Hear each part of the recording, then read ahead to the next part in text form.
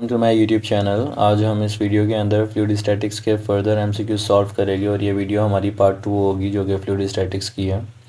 अच्छा जी, आपको स्क्रीन पे एक एमसीक्यूज नज़र आ रहा होगा। यहाँ पर बताया गया है a ball whose density is 0.4 into 10⁻³ kg/m³ falls into water from a height of 9 centimeter to what depth does the ball sink.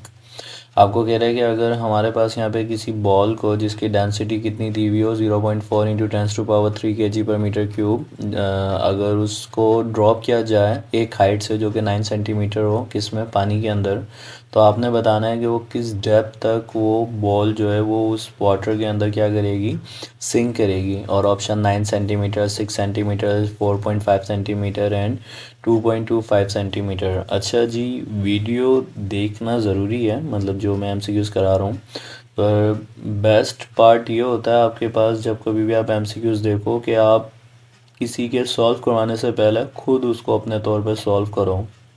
In case अगर आपको खुद वो चीज़ आ रही है तो नो नीड, बस जस्ट आप कंफर्म करो कि वही आंसर आ रहा है जो मेरा आ रहा है।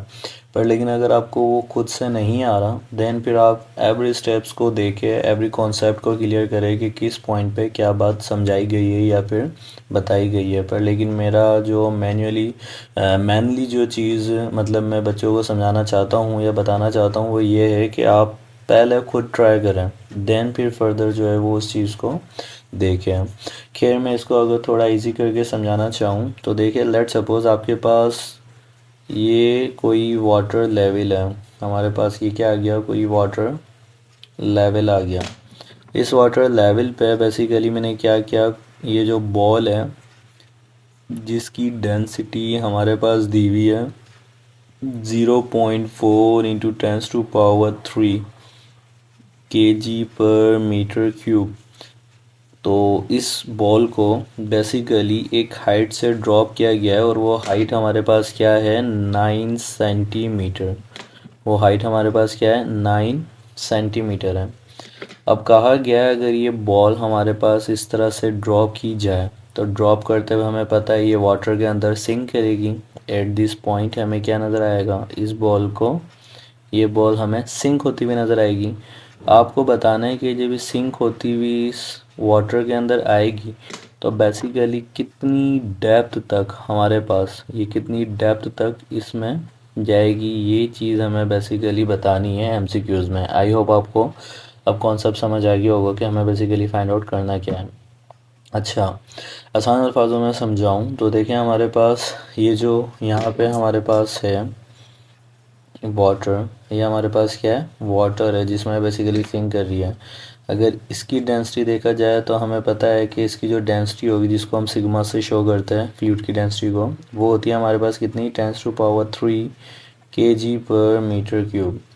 अब देखें हमारे पास इधर पे हाइट दी हुई है सेंटीमीटर में, मतलब सीजीएस में, और डेंसिटी दी हुई है एसआई में। तो या तो आप डेंसिटी को ही सीजीएस में कन्वर्ट कर लो या फिर हाइट को आप किस में कन्वर्ट कर लो, एसआई के अंदर। मतलब वो आपके ऊपर है डिपेंडेंट कि आप किस तरह की कौन सी कन्वर्जन को फॉलो करते हैं। पर मेरे लिए इजी ये है कि मैं इसको किस में कन्वर्ट कर लूँ, सीजीएस में कर लूँ, क्योंकि मेरे पास अगर मैं इसको सीजीएस में कन्वर्ट करूँगा तो ये तकरीबन 0.4 ग्राम पर सेंटीमीटर क्यूब हो जाएगा। इसको मैंने कैसे कन्वर्ट किया कि 10⁻³ kg/m³ बराबर होता है 1 ग्राम पर सेंटीमीटर क्यूब के, तो इसीलिए ये क्या बन गया, 0.4 ग्राम पर सेंटीमीटर क्यूब। और इसको अगर मैं कन्वर्ट करना चाहता तो ये मेरे पास हो जाएगा 1 ग्राम पर सेंटीमीटर क्यूब। आई होप ये बात आपको समझ में आ रही होगी जो बेसिकली हम इधर पे एमसीक्यूज़ में देखने वाले भी। अब हमारे पास जो हमें सबसे पहली चीज़ फाइंड आउट करनी है, देखें हमें हाइट अगर मालूम करनी है तो इधर पे बेसिकली हमें पता है कि जी की वैल्यू मतलब इधर पे कांस्टेंट मतलब एक्सेलरेशन नहीं है। क्यों, क्योंकि इस लेवल तक तो कांस्टेंट एक्सेलरेशन होगी, लेकिन जैसे ही हमारे पास ये इधर पे सिंक करेगी तो मतलब इधर पे तो कंटिन्यूसली हमारे पास क्या लग रहा है, सिर्फ एक वेट लग रहा है। मतलब इस पॉइंट पे इस 9 सेंटीमीटर की हाइट तक मतलब कंटिन्यूसली एक जी की वैल्यू है। पर जैसे ही ये इस पॉइंट पर इंटर होगा तो अब इस पॉइंट पर आके इस पे एक बायोंट फोर्स भी लगने लग जाएगी। ऐसा ही है हमारे पास इधर पे क्या लगने लग जाएगी, एक बायोंट फोर्स, या जिसको आप थ्रस्ट बोलते हैं, और एटा सेम पॉइंट ही अभी भी इस पे क्या लगेगा, वेट भी लग रहा होगा। तो हमारे पास मतलब जैसे ही ये वाटर लेवल को क्रॉस करेगा तो इस पे दो फोर्सेस एक्ट करने लग जाएगी। एक तो बायोंट फोर्स मतलब अपथ्रस्ट फोर्स जो वाटर लगाएगा, और ये ड्यू टू इट्स मास एक वेट करेगा।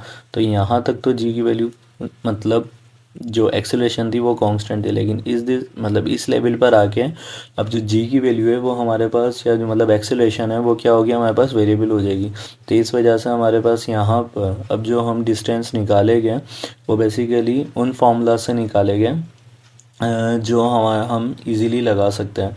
अब देखिए हमारे पास डिस्टेंस निकालने के जो फॉर्मूले या इक्वेशन ऑफ मोशन मतलब जो फ्री फॉल मोशन में हम लगाते हैं वो हमारे पास होती है। एक तो s is equal to v i t plus half a t square, मतलब इसको आप अगर फ्री फॉल में देखिएगा तो h बन जाएगा और a इधर पे g बन जाएगा, लेकिन मैं वैसे इक्वेशन ऑफ मोशंस लिख रहा हूँ। और एक होता था 2s is equal to v f square minus v i square.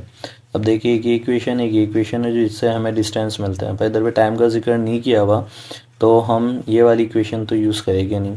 ये वाली इक्वेशन हम ऐसे यूज़ कर सकते हैं कि हमें पता है कि यहाँ पे ड्रॉप केस के अंदर, ड्रॉप केस में जो वी आई है, जो इनिशियल वेलोसिटी होती है वो क्या हो जाती है हमारे पास ज़ीरो। तो मतलब वी आई मुझे पता है, मैं इसकी कोई ना कोई फाइनल वेलोसिटी भी निकाल सकता हूँ, ज़ाहिर बात है। मैं फाइनल वेलोसिटी आपको बताऊँगा कि कैसे मैं निकाल सकता हूँ इस पॉइंट पर। एक्सेलरेशन मैं इधर पे फाइंड आउट कर सकता हूँ। तो मेरे पास इजीली मैं क्या निकाल सकता हूँ, एस मतलब हाइट भी इसकी निकाल सकता हूँ या जितनी डेप्थ तक आएगी। तो आई होप आपको मैंने स्टार्टिंग में बेसिकली बता दिया कि मैं कौन से एक्सप्रेशन के थ्रू इधर पे डेप्थ फाइंड आउट करने वाला हूँ। अब सबसे पहले तो आप देखिए इस ए पॉइंट को कंसिडर कर लें।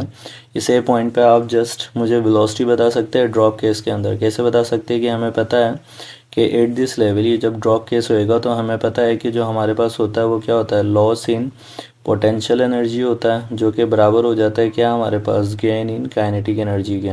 क्योंकि हमारे पास किसके बराबर हो जाता है, गेन इन काइनेटिक एनर्जी के। ये चीज़ हम पढ़ते हुए आ रहे हैं। अब जब लॉस इन पोटेंशियल एनर्जी और गेन इन काइनेटिक एनर्जी है तो इसकी जब हम डेरिवेशन करते हैं, मतलब जब एम जी एच लगते हैं इधर पे लिखते हैं हाफ एम वी स्क्वायर, तो हमें वेलोसिटी का एक फॉर्मूला मिलता था radical two g h.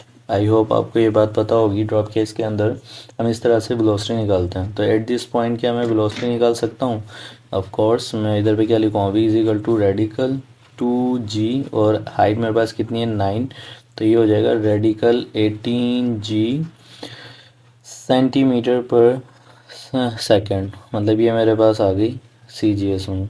I hope ये बात समझ आ रही होगी। मैंने वेलोसिटी क्या कर ली, इधर पे फाइंड आउट कर ली। अब देखिए मुझे एक्सेलरेशन फाइंड आउट करनी है। एक्सेलरेशन अगर मैं फाइंड आउट करूँ इस लेवल पर तो बेसिकली मैं एक्सेलरेशन के लिए मुझे पता है कि एक बेसिक फार्मूला होता था एफ इज़िकल टू किस चीज़ का, एम ए का। और अगर मुझे एक्सेलरेशन चाहिए तो एक्सेलरेशन बराबर होती है एफ अपॉन एम के।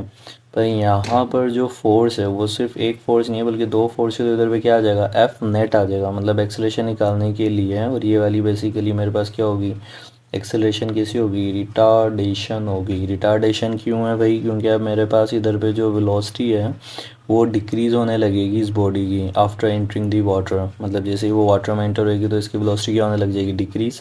तो डिक्रीज़ होने की वजह से जो एक्सेलरेशन है वो नेगेटिव कंसीडर की जाएगी और हमारे पास ये रिटार्डेशन कंसीडर्ड होगी। अब एफ नेट अगर मुझे निकालना है तो इधर पे बेसिकली दो ही फोर्सेस हैं। कौन सी दो फोर्सेस हैं, एक तो वेट है हमारे पास और दूसरा क्या है, अपथ्रस्ट है। और नीचे क्या आ जाएगा, मास आ जाएगा। आई होप ये बात आपको समझ में आ रही होगी। अब हमें पता है कि जो वेट है वो बेसिकली हमारे पास बराबर होता था किसके, एम जी के। मास की जगह पे लिख दूँ रो वी जी, तो मेरे पास वेट किसके बराबर आ जाएगा, रो वी जी। और इसी तरह अपथ्रस्ट का भी फॉर्मूला होता था हमारे पास। अपथ्रस्ट का फॉर्मूला लेते थे हम सिग्मा वी जी। इधर पे फ़र्क क्या होता था कि हमारे पास इधर पे वेट में जो डेंसिटी आती थी वो बॉडी की आती थी, और अपथ्रस्ट में जो डेंसिटी आती थी वो किसकी आती थी, फ्लूइड की आती थी। वॉल्यूम दोनों सेम रहता था क्योंकि हमें पता था कि जब कभी भी किसी बॉडी को वाटर में इमर्ज किया जाता है तो जितना बॉडी का वॉल्यूम इमर्ज्ड होता है उतना ही लिक्विड बेसिकली डिस्प्लेस्ड हो जाता है, उतना ही वॉल्यूम मतलब लिक्विड का। तो इस वजह से जो वॉल्यूम है वो तो सेम ही रहेगा। तो और हमारे पास एक फॉर्मूला हमने और पढ़ा था कि हमारे पास जो डेंसिटी है वो बराबर होती है किसके, मास अपॉन वॉल्यूम के। तो अगर मुझे इधर पे मास चाहिए, सॉरी मास अपॉन वॉल्यूम के बराबर होती है। तो अगर मुझे मास चाहिए तो वॉल्यूम उधर चला जाएगा, तो वॉल्यूम इंटू क्या हो जाएगा, डेंसिटी। तो आई होप ये जो छोटे छोटे फार्मूलाज हैं ये आपको पता हो गए। जो बेसिक फार्मूलाज हैं। अब इसी को मैं अगर देखूं तो मेरे पास इधर पे क्या हो जाएगा, वेट की जगह पे मैं लिख लूँगा इधर पे रो वी जी माइनस, अब थ्रस्ट की जगह लिख लूँगा सिग्मा वी जी, और इधर पे मास की जगह आ जाएगा वी रो। अब आपके पास इधर पे देखा जाए तो कॉमन निकल सकती है, वी कॉमन निकल सकता है, तो वी कॉमन निकालूँ मैं, या वी जी कॉमन निकाल लूँ तो वी जी मेरे पास कॉमन निकल जाएगा, rho minus sigma divided by v rho. तो आपके पास ये वी से क्या हो जाएगा, कैंसिल। आपके पास इधर पे अगर देखा जाए तो जी हैज़ इट इज़, और मेरे पास इधर पे जो डेंसिटी मैंने निकाली थी वो कितनी थी 0.4 बॉडी की, तो 0.4 माइनस इधर पे वाटर की डेंसिटी कितनी थी 1 एंड डिवाइडेड बाय 0.4। तो अब अगर मैं इसको सकते हैं जी इज इक्वल टू ये हो जाएगा -0.6 डिवाइडेड बाय 0.4, और पॉइंट हटाऊंगा तो इधर पर आ जाएगा मेरे पास क्या, जी इंटू -6/4। इसको जब सॉल्व करूंगा तो मेरे पास तकरीबन ये कोई इधर पे एक्सेलरेशन आ जाएगी कितनी, -3/2 जी के। आई होप ये बात समझ आ रही होगी कि एक्सेलरेशन मैंने इधर पे कैसे निकाली है। यहाँ तक बात क्लियर है। अब देखें हमारे पास एक्सेलरेशन आपने निकाल ली, तो अब मैंने बताया था कि फार्मूला हम कौन सा ये वाला यूज़ करेंगे, 2s is equal to v f square minus v i square. तो आपके पास इधर पे फार्मूला में यूज़ करूँ तो 2 एक्सेलरेशन की जगह क्या लिख देगा -3/2 इंटू जी, और एस की जगह क्या आ जाएगा एच, वी एफ स्क्वायर वैसे ये रहा रेडिकल 18 जी का स्क्वायर माइनस वी आई मेरे पास क्या था 0 था, तो ये क्या हो जाएगा 0 का स्क्वायर। इधर देखो तो 2 से cancel, -3gh then a radical 18 जी का स्क्वायर करेंगे तो हमारे पास ये हो जाएगा 18g, एंड -0 स्क्वायर ये ख़त्म हो जाएगा। अब ये जी से क्या हो जाएगा कैंसिल, हमारे पास जो h है वो बराबर हो जाएगा 18 अपॉन माइनस इधर ही रहना था डिवाइडेड बाय 3, तो 18 डिवाइड बाय 3 मतलब कितना हो जाएगा 6, एंड दिस इज सेंटीमीटर। तो हमारे पास बेसिकली इसका जो ऑप्शन होगा, हमारे पास इसका जो आंसर है वो कितना आया, 6 सेंटीमीटर आया, तो इसका जो ऑप्शन होगा वो हमारे पास होगा बी। तो हमारे पास इसका जो ऑप्शन आ जाएगा हमारे पास क्या है इसका बी। Thank you.